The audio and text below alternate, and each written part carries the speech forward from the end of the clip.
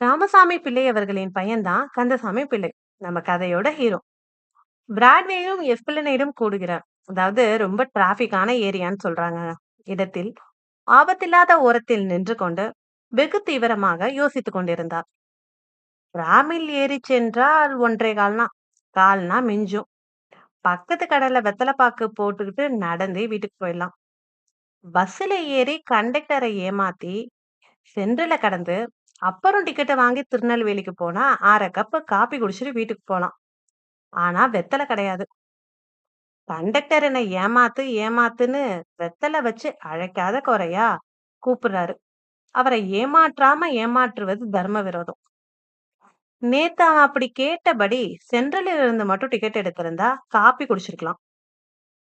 இப்போ காப்பி சாப்பிட்டா கொஞ்சம் விறுவிறுப்பா தான் இருக்கும்.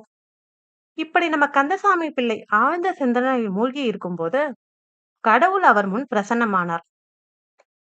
திடீரென்று அவருடைய பக்தி பரவசத்தால் தோன்றி, இந்தா புடி வரோம் அப்படின்னு குடுக்கல. அப்ப கடவுள் எதுக்கு வந்தாரு?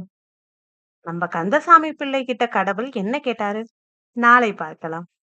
இந்த ஸ்டோரி உங்களுக்கு பிடிச்சிருந்தா மறக்காம நம்ம சேனலை சப்ஸ்கிரைப் பண்ணிட்டு இந்த பெல் ஐகானையும் கிளிக் பண்ணுங்க. நன்றி.